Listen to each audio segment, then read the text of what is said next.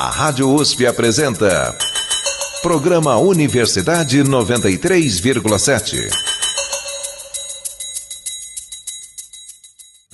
Olá, seja bem-vindo.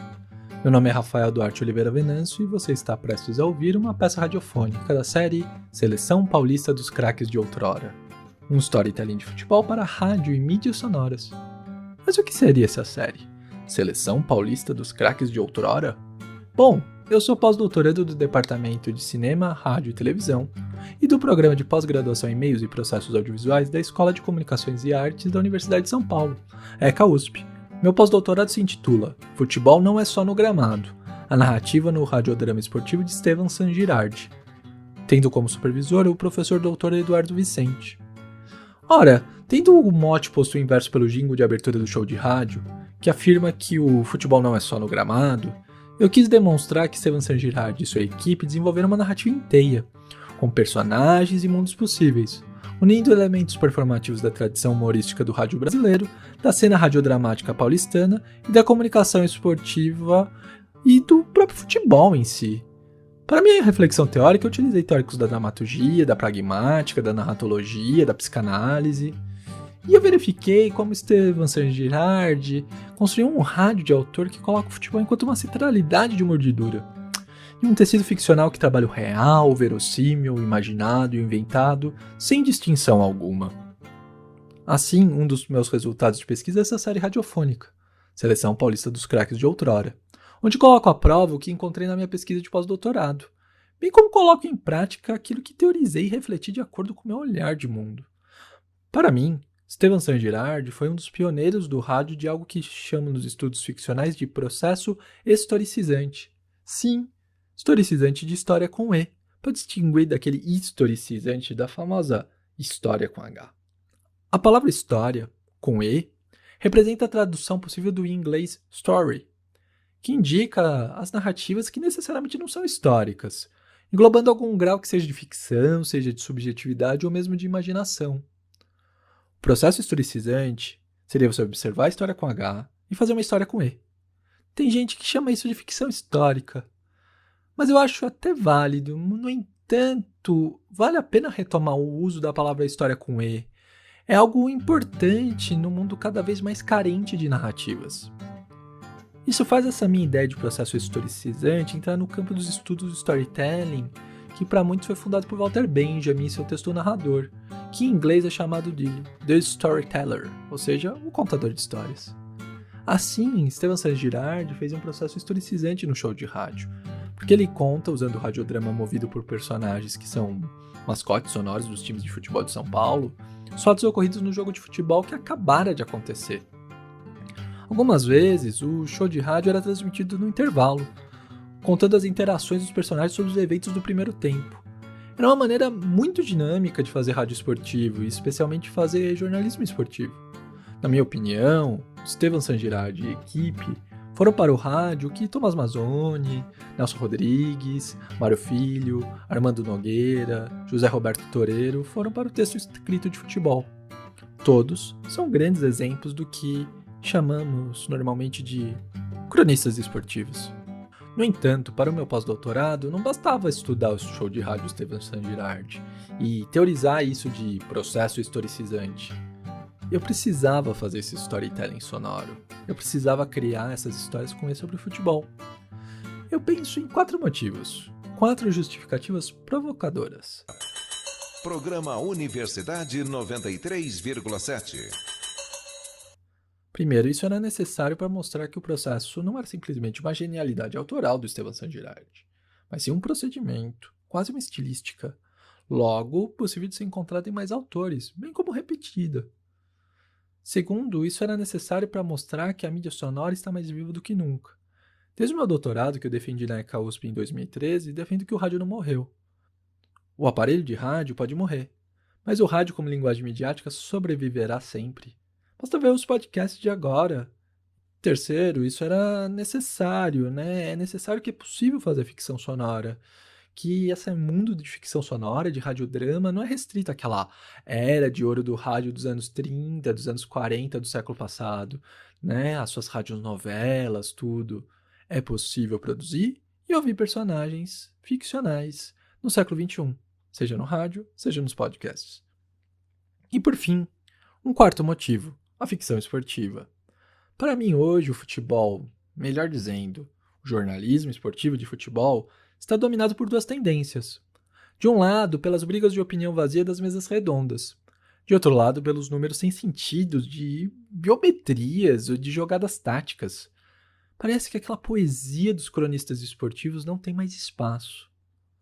Com esses 4 motivos em mente, me veio a ideia de produzir a série radiofônica Seleção Paulista dos Craques de Outrora. São 12 peças radiofônicas. 12 histórias de futebol feitas a partir da história de um craque do passado de um time paulista de futebol. Tudo dentro dos princípios do storytelling. Vamos entender um pouco desse projeto e como essa ideia de processo historicizante o tornou possível? A série radiofônica Seleção Paulista dos Craques de Outrora são 12 peças radiofônicas de minha autoria. No entanto, qual o motivo desse número? 12 é o número de jogadores titulares do futebol mais o técnico. Assim, no conjunto da série, eu pude fazer uma seleção paulista funcional. Uma seleção paulista naquele molde antigo do Campeonato Brasileiro de Seleções Estaduais. Os mais velhos devem se lembrar. Claro que muitos nomes e times não couberam em 12 lugares narrativos. Mas tentamos ser justos na medida do possível. E, claro, aqui é uma valorização do passado, não estamos falando de jogadores do tempo presente. A primeira história é de goleiro. Não estamos falando de qualquer goleiro, mas sim de Gilmar dos Santos Neves, campeão com o Brasil na Copa de 58 e 62. Falaremos sobre os tempos dele como júnior no Jabaquara, time da cidade de Santos. Quem nos conta essa história é o personagem Miguel, um jornaleiro de origem espanhola da Ponta da Praia em Santos. Já a segunda história é de lateral, talvez o maior lateral direito de todos os tempos, de Djalma Santos, astro da Associação Portuguesa de Desportos. Quem nos conta essa história é o personagem Manuel, um padeiro português fanático por futebol, morador do bairro da Parada Inglesa em São Paulo. A terceira história é de Beck, defensor de primeira, quase um super-herói dos gibis. E de arte, foi bicampeão pelo 15 de Piracicaba, e jogou mais de 500 jogos em 20 anos pelo time alvinegro. Quem nos conta essa história é uma releitura minha de um personagem que é praticamente um arquétipo do caipira paulista, o Nhoquim. A quarta história é de um zagueiro de classe. Urbano Caldeira marcou tanto o Santos Futebol Clube que virou o nome do estádio da vila mais famosa do mundo, sendo palco para Dorval, Mengalvio, Coutinho, Pelé e Pepe. Quem nos conta essa história é o personagem Mãozinha, um feirante que vende peixe fresquinho, vindo das docas do Porto de Santos.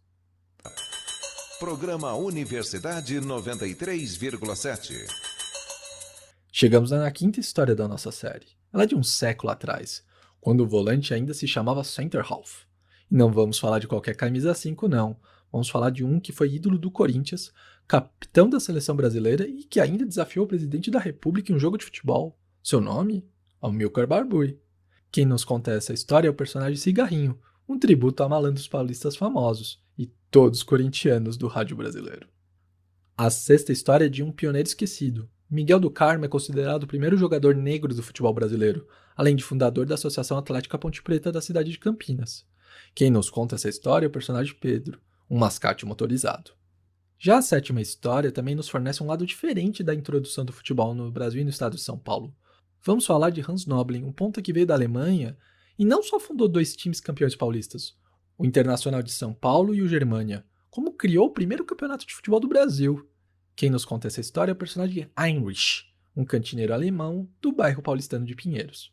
A nossa oitava história é de um craque máximo, Leônidas da Silva e sua vinda para o São Paulo Futebol Clube. Quem nos conta essa história é o personagem Advogado Canindé, baseado em um primeiro protótipo de mascote na imprensa esportiva para o tricolor do Morumbi, quando ele ainda jogava na chácara do Canindé, hoje campo da Portuguesa. Tal como não podia faltar, a nossa nona história é de um centroavante, o grande astro do futebol brasileiro. Falamos de Friedenreich, craque do Paulistano e do São Paulo, herói destemido tanto nos campos de futebol da América do Sul, como no campo da batalha da Revolução de 32. Quem nos conta essa história é o personagem Almeida, um poeta com alma bandeirante. A 10ª história é de um ponta de lança, hein? A posição normalmente dada para a camisa 10. Falamos de Pinga, jogador do Juventus da Moca, camisa 10 goleador, que vestiu a 10 da seleção brasileira antes daquele que seria seu dono definitivo, o Rei Pelé. Quem nos conta essa história é o personagemzinho, um moleque bem travesso tal como o Clube Grená. Já a 11ª história era uma que não podia faltar, a história do atacante que é o pai do futebol brasileiro. Sim, ele mesmo, Charles Miller, craque do SPAC e do SPR, times da comunidade inglesa que sobrevivem até hoje no Nacional Atlético Clube. Quem conta essa história pra gente é o personagem Mr. Fowler. Por fim, a 12ª história é do técnico dessa maravilhosa seleção paulista de outrora, criada narrativamente por mim. É o técnico que elaborou o futebol bonito da Academia do Palmeiras. Ele que foi o técnico da seleção brasileira em um único amistoso do Mineirão. Ele que era, pasme, argentino. Estamos falando de Filippo Nunes. Quem nos conta essa história é o personagem Domenico Filippo, um dono de bar italiano fanático pelo antigo Palestra Itália. Pois bem, assim temos a série radiofônica Seleção Paulista dos Craques de Outrora. Hoje você ouvirá um desses 12 programas. Caso você tenha perdido algum deles aqui na transmissão do programa Universidade 93.7 da Rádio USP FM, não se preocupe. Eles também estão disponíveis digitalmente. Uma das formas que você pode encontrar eles é no site Jornalismo Esportivo ECA USP, mantido pelo Departamento de Jornalismo e Editoração da Escola de Comunicações e Artes da Universidade de São Paulo. Acesse www.usp.br/cje/esportivo para encontrá-los. É isso. Eu sou Rafael Duarte Oliveira Venâncio e você ouvirá uma das peças radiofônicas e storytelling de futebol da série Seleção Paulista dos Craques de Outrora. Uma boa história dos gramados para todos. Programa Universidade 93,7. Hoje a peça radiofônica da série Seleção Paulista dos Craques de Outrora é O Técnico Argentino que Comandou a Seleção Brasileira, escrita por Rafael Duarte Oliveira Venâncio. Programa Universidade 93,7.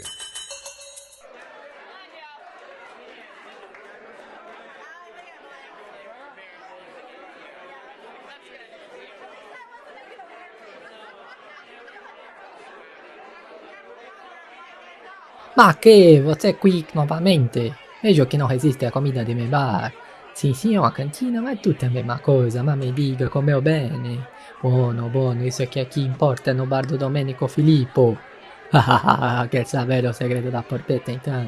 Sì, este bolinho de carne foi minha mamma che mi ensinou, è una receita vinda de Milano. Ma che? Vai até anotar? Eu vou falar bem devagarinho pra você. Então vamos começar os ingredientes, que nem é daqueles programas de televisão. 250 gramas de alcatra moída. 250 gramas de lombo de porco também moído. Claro que tem que ter porco, aqui é uma cantina italiana, palestrina, avanti. Uma cebola, 100 gramas de ricota, mas que? Achou que a mussarela, mas vá. Não sabe de nada você, se bobear ainda acha que em 2000 teve uma Libertadores e 2 Mundial. 8 fatias de pão italiano, sim, pane italiano, nada daqueles pane franceses que os portugueses fazem na padaria. Aquilo lá é tão pra baixo quanto o time deles, aquela tal de portuguesa. Um copo de vinho tinto, mas tem que ser um vinho rosso bom, é tal como meu tio Pepe lá de Caxias do Sul fala, um bom vinho tem que ser dolce, mas nem tanto, nada deve colocar vinho caro na comida, mas não pode ser vinho ruim também, escolhe um buono, capisce? Capisco, um ovo, uma xícara de chá de cheiro verde, mas tem que ser bem verde, que nem o manto do palestra do meu Palmeiras. Manjerona, pode ser a gosto, sal também a gosto, pimenta do reino também a gosto, se gostar de pimenta calabresa pode colocar um pouquinho também. Ah, eu tava me esquecendo, precisa ter um molho de tomate, mas essa eu não sei receita porque é a mama que faz. Aí você tem que se virar porque ela não conta essa receita pra ninguém, nem pra mim que sou o bambino dela. E precisa de óleo de soja para fritura, mas escolhe esse óleo de soja mesmo, nada daqueles óleos de canola ou de milho, seja bem tradicional. Não, estamos falando de um buono polpettone, polpetta do bar do Domenico Filippo. Agora vou explicar como você faz as polpettas. Esfarela as fatias de pane numa bacia, mas farela bem, mão forte, tal como se fosse o São Marcos pegando o pênalti do Marcelinho Carioca lá daquele time que saiu da Marginal sem número e foi pro Impressorão em Itaquera. Coloque o vinho e reserve. Aqueça o molho de tomate com manjerona na panela e reserve. Não conta pra mama que eu faço isso com o molho dela. É que eu gosto do sabor da manjerona com porpetone. Aí vai em outra bacia, você coloca tudo, primeiro a alcatra, depois o porco, vai palestrar. Depois de misturar os dois, coloca a cebola, a ricota bem esfareladinha, tal como se tivesse a mãozona do Oberdankatani, o cheiro verde, o sal e as pimentas. Mistura tudo bem, pra ficar bem unido, tal como a torcida do Verdão cantando Palmeiras, Palmeiras, Palmeiras. Isso. Junte isso tudo com panela umedecida no vinho e coloque um ovo levemente batido. Deixa bem, depois deixar descansando uma meia hora mais ou menos.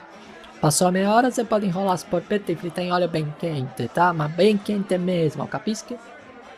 Depois de fritar tudo, bota colocar dentro do molho de tomate da mamma e serve aqui que nem no meu bar. Você pode escolher um bom tallarine do Domenico Filippo ou um espaguete qualquer, que você tiver em casa, né? Ah, sì, è una buona ricetta. Se tiver uma carne buona, fica muito bom. Sì, uma carne argentina, né? Como eles falam, vai bem. Devo confessar uma coisa, respeito muito os argentinos. Não fica com essa aí da rivalidade com eles, não. Tem argentino que sabe muito bem, como que se faz. Tipo aquele que treinou a seleção brasileira quando era treinador do Palestra. Mas que? Como assim que você não sabe de questa história? Vou te contar então a história de Dom Filippo Nunes.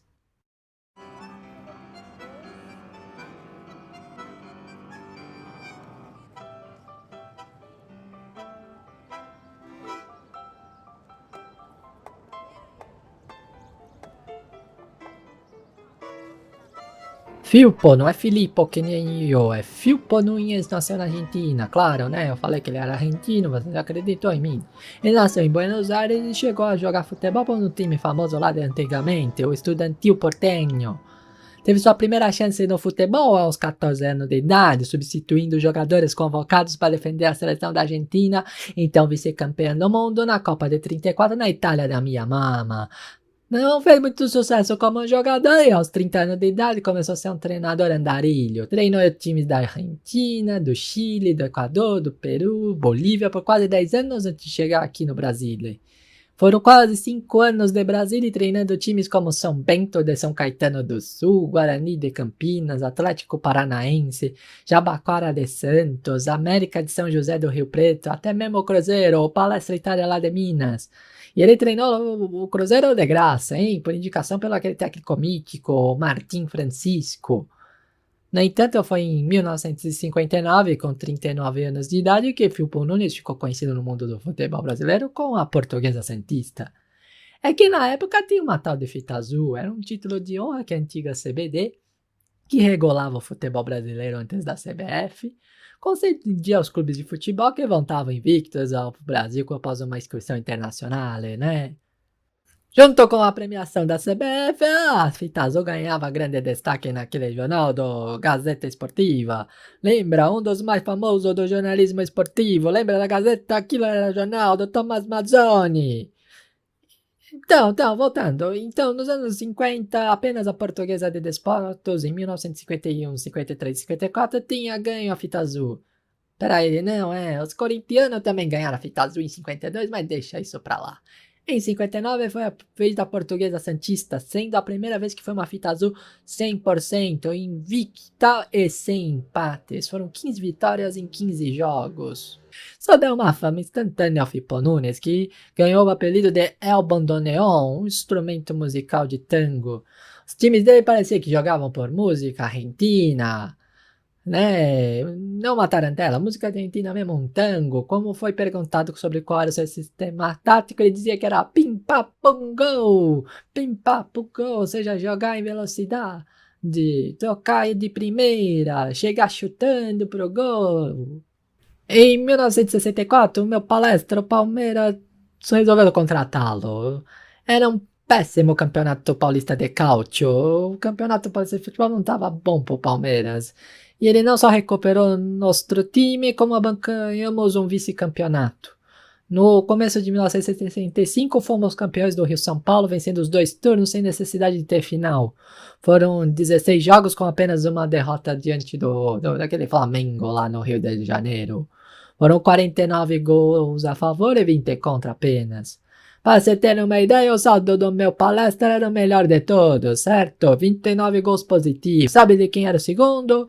Do Vasco, apenas 2 gols positivos. Meu palestra era uma máquina de cálcio, uma máquina de jogar futebol. Era o começo da famosa academia de futebol, um dos melhores times do Palestra, do Parmeira, de todo o Brasil de todos os tempos. Olha só o time que venceu o Rio São Paulo de 65. Valdir de Moraes no gol. Aí tem Djalma Santos, Djalma Dias, Geraldo Escoto e o grande Dudu. Valdemar Carabina, Gildo, Servilho, Tupanzinho, Irgênio, Ademir da Guia e Rinaldo. Um timaço. Por causa do título, o Palmeiras foi convidado a ser seleção brasileira na inauguração do Mineirão em 7 de setembro de 65 e amistoso contra o Uruguai. Seria a primeira e a única vez que um treinador estrangeiro treinaria sem dividir o cargo com ninguém, com total autonomia a seleção brasileira. Quase 97 mil pessoas viram aquele palestra, aquele Palmeiras, o que era Brasil, venceu o Uruguai por 3-0. O time da seleção era composto por Valdir Moraes no gol, depois colocaria o Picasso. A linha de defesa era Djalma Santos, Djalma Dias, Valdemar Carabina, depois entraria o Procópio no seu lugar e o Ferrari. No meio a dupla palestrina geral de Dudu e Ademir da Guia. Depois eles colocaram o Zequinha no lugar do Dudu. O ataque era Julinho, Servilho, Tupanzinho e Rinaldo. Germana, Demar Pantera e o Dario, Dada Maravilha, entrariam depois. Temos que ser honestos, o Brasil começou com o Palmeiras, depois entrou um monte de jogador de time de Minas Gerais, mas sem problema. Filippo Nunes conhecia eles todos de seu tempo de Cruzeiro. No entanto, nós palestrinos não temos muita paciência com o treinador. Foi apenas o Palmeiras perder por o Noroeste de Bauru no Campeonato Paulista do mesmo ano de 1965, um mês depois do magnífico amistoso da seleção brasileira que era o Palestra no Mineirão, que resolvemos demitir o Dom Filippo Nunes. Ainda teria mais 2 passagens, separadas cada um por uma década, uma em 1968 e 69 e outra em 1978 e 79. Ao todo, Filippo Nunes comandou 154 jogos no Palestra no Parmeira, sendo 94 vitórias, 27 empates e 33 derrotas. Ele era meio folclórico, sabe? Teve na prima volta, uma vez que o César Maluco errou um pênalti pelo Palestra. Era um jogo contra o Náutico em Recife, gramado encharcado lá em Pernambuco. Mas aí Dom Filippo Nunes, transtornado com o erro do atacante do nosso Palmeiras, invadiu o gramado, colocou a bola na marca de pênalti com a intenção de mostrar ao jogador como converter a cobrança, só que correu, tropeçou, escorregou de bunda no chão. Dizem que foi uma gargalhada, todo mundo riu lá e a gente passou vergonha. Ridículo, porém há um segredo. E o segredo de Filippo Nunes para muitos era saber motivar jogadores em crise. Tinha psicologia, sabia injetar vibração ao grupo e emendava bons resultados no começo do trabalho. Mas topo tudo caía na rotina, perdia umas em sequência e era demitido. Era difícil ele ficar mais que um ano em um time. Em 1970, ele voltou para o Cruzeiro, Palestra Itália de Belo Horizonte, e disse que tinha atualizado seu sistema tático. Não era mais o pim-pam-pum-gol, lembra? Jogar em velocidade, tocar de primeira e chegar chutando para o gol.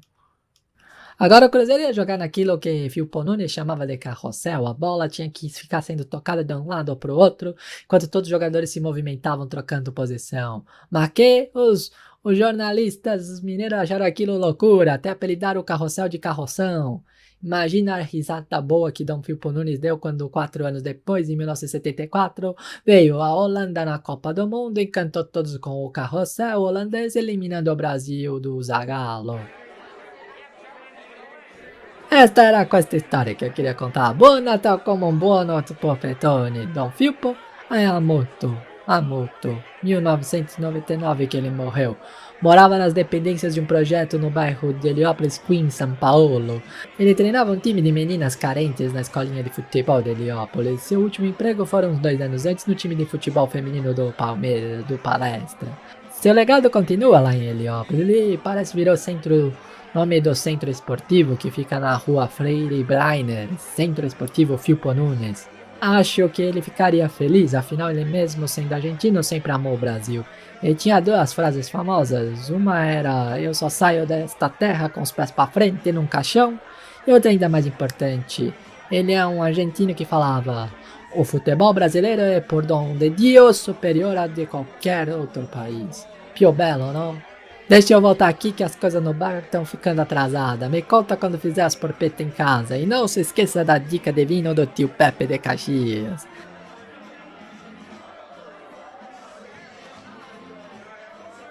Sì, ma è claro, qui è Palestra Italia. Palmera! Palmera! Palmera! Palmera! Palmera! Palmera! Palmera! Palmera! Palmera! Palmera!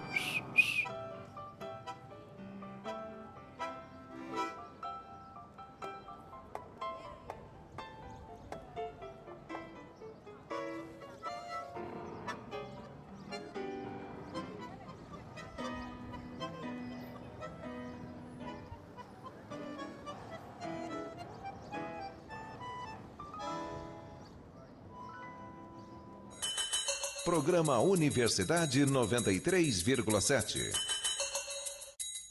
Hoje a peça radiofônica da série Seleção Paulista dos Craques de Outrora foi O Técnico Argentino que Comandou a Seleção Brasileira, escrita por Rafael Duarte Oliveira Venâncio. O personagem Domênico Filippo também foi interpretado por Rafael Duarte Oliveira Venâncio.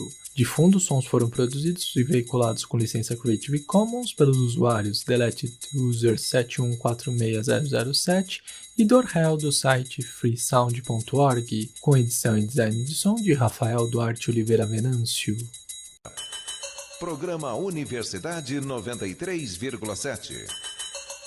Esta foi mais uma peça radiofônica da série Seleção Paulista dos Craques de Outrora, um storytelling de futebol para rádio e mídias sonoras produzido pelo professor Dr. Rafael Duarte Oliveira Venâncio, pós-doutorando do Departamento de Cinema, Rádio e Televisão e do Programa de Pós-Graduação em Meios e Processos Audiovisuais da Escola de Comunicações e Artes da Universidade de São Paulo, a ECA-USP. Esta peça radiofônica foi veiculada em 2020 no programa Universidade 93.7 da Rádio USP-FM e está disponível digitalmente, entre outros lugares, no site Jornalismo Esportivo ECA-USP, mantido pelo Departamento de Jornalismo e Editoração da Escola de Comunicações e Artes da Universidade de São Paulo. Acesse www.usp.br/cje/esportivo. No fundo da abertura e do encerramento deste programa, você pode ouvir Rosenbaum Charles Bossa, do usuário Full Metal Jedi, trilha disponível em Creative Commons no site freesound.org. Roteiro, design sonoro, locução e edição de Rafael Duarte Oliveira Venâncio. Supervisão do pós-doutorado, professor Dr. Eduardo Vicente. Coordenação do programa Universidade 93.7 e do site Jornalismo Esportivo ECA-USP, professor Dr. Luciano Vitor Barros Maluli. Gravações feitas em casa por Rafael Duarte Oliveira Venâncio durante a quarentena e o distanciamento social em São Paulo, SP, na pandemia da Covid-19, no início de junho de 2020. Uma produção conjunta dos grupos de pesquisa Mídia Som, Grupo de Estudos e Produção em Mídia Sonora e Altajor, Jornalismo Popular e Alternativo, ambos da ECA-USP. Muito obrigado pela sua audiência. Eu sou Rafael Duarte Oliveira Venâncio e você ouviu Storytelling de Futebol, Seleção Paulista dos Craques de Outrora. Até breve. Tchau. A Rádio USP apresentou Programa Universidade 93,7.